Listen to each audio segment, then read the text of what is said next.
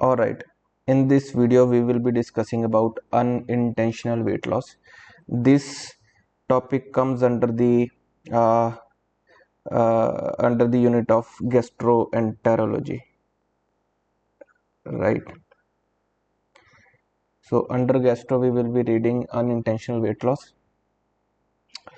It is clinically important weight loss defined as the loss of 10 pounds, that is 4.5 kg, or more than 5% of one's own body weight over a period of 6 to 12 months. Duration is very important. This is also known as clinically significant weight loss. Clinically significant weight loss, right? Unintentional weight loss is encountered in up to 8% of all adult outpatients and 27% of frail patients aged more than 65 years. Means the patients who are admitted in the hospital, they are at more risk, and they are at even more risk if the age is more than 65 years. Otherwise, up to 8% of adult outpatients will complain of weight loss. There is no identifiable cause in up to 1/4 of patients despite extensive investigation. Right. So this was all about the introduction of unintentional weight loss. Now, what is the pathophysiology?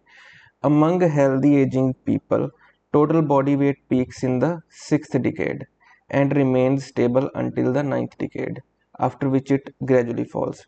In contrast, lean body mass, that is muscle mass or fat-free mass, it begins to decline at the rate of 0.3 kg per year in the third decade. Right, from third decade onward, there will be loss of muscle mass at the rate of 0.3 kg per year, and this decline, the rate of decline increases further at age 60 in men and 65 in women, right? So we will be continuously losing weight as soon as we touch the third decade of our life, and this rate of decline increases at age 60 and 65 in men and women respectively. These changes in lean body mass are largely reflected by the age-dependent decline in growth hormone. See, growth hormone is responsible for the muscle synthesis. It is anabolic hormone. Growth hormone acts on liver to release IGF-1. So, growth hormone and IGF-1 levels decline with age.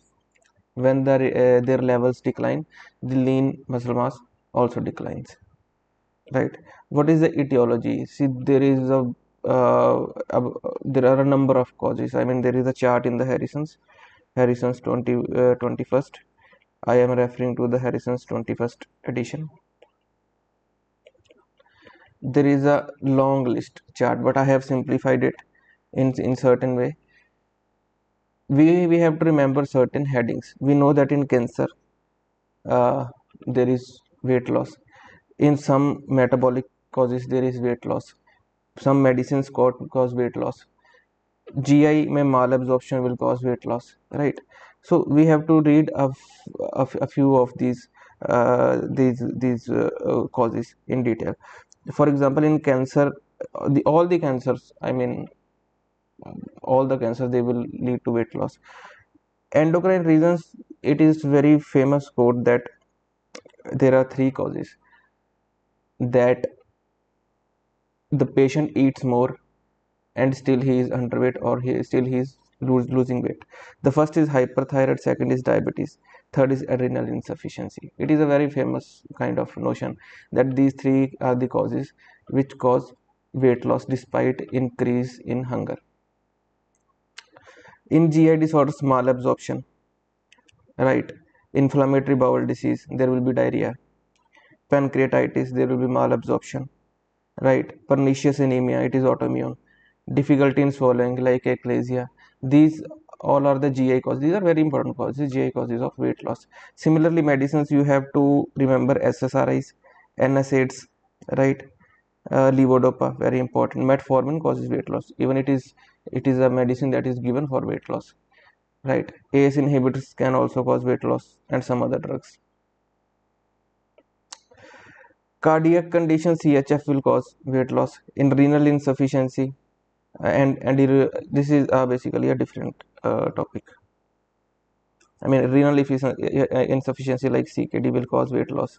Rheumatologic diseases, these are the inflammatory. In inflammation, there will be loss of hunger, loss of appetite, and there will be loss of weight like SLE, RA. Right? Psychiatry, very important. Depression causes weight loss. The patient doesn't want to eat, he will lose weight.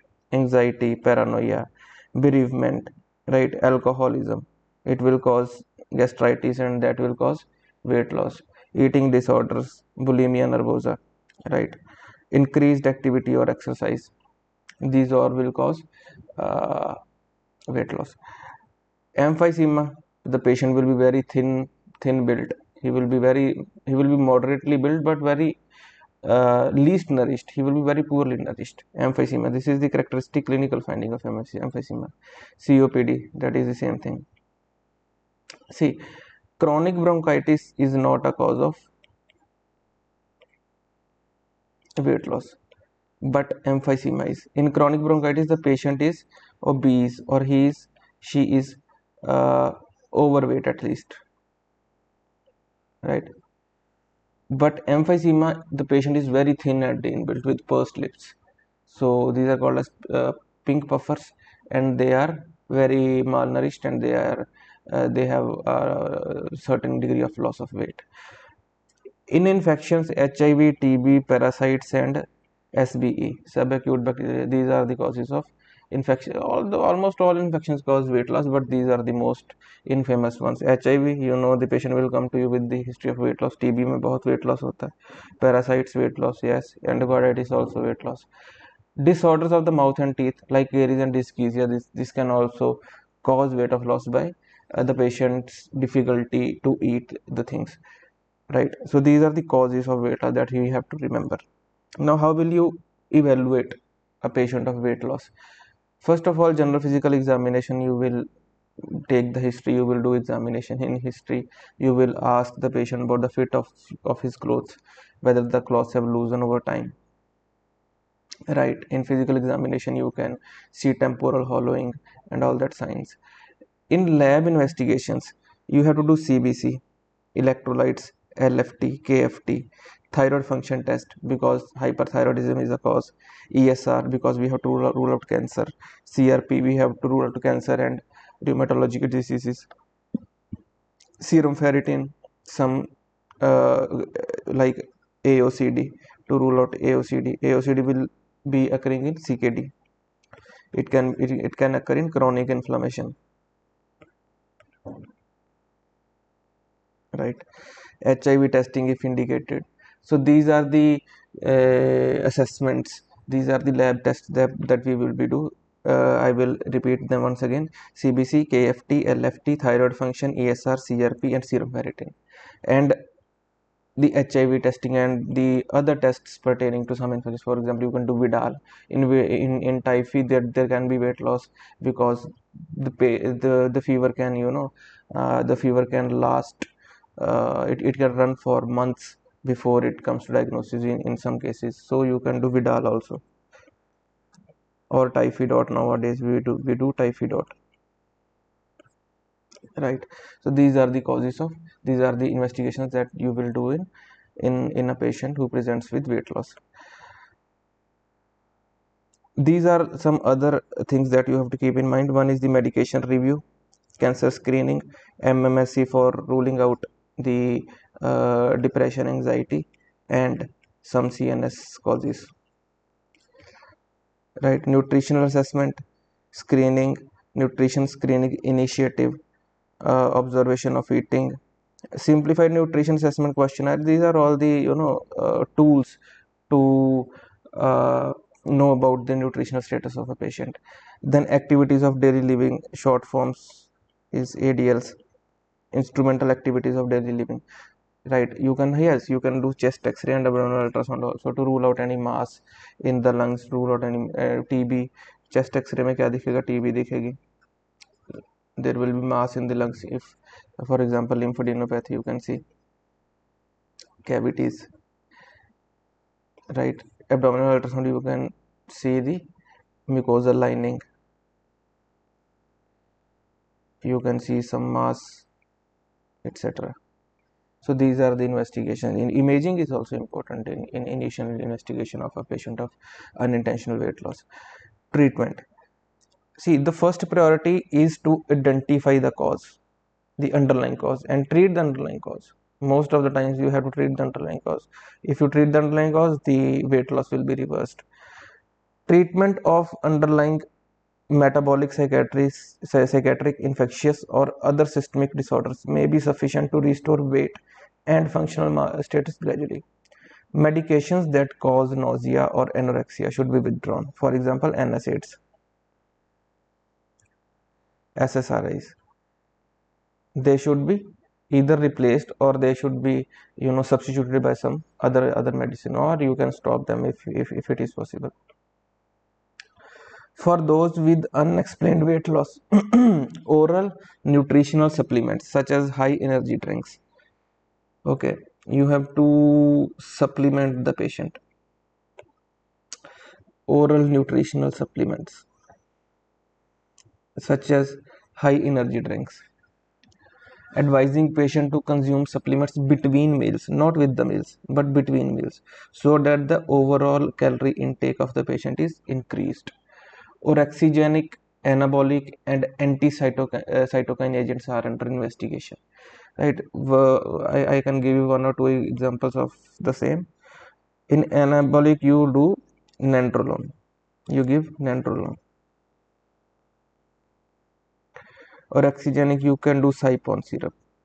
That is cyproheptadine. Anti-cytokine agents, these are under investigation. These are not routinely used uh, for loss of appetite. Antidepressant mirtazapine results in significant increase in body weight, body fat mass, and leptin concentration. Right.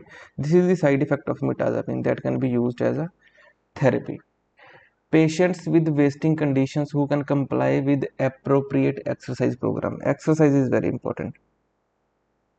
It will increase appetite. They will gain muscle protein mass, strength, and endurance, and may be more capable of performing ADLs. ADLs means activities of daily living.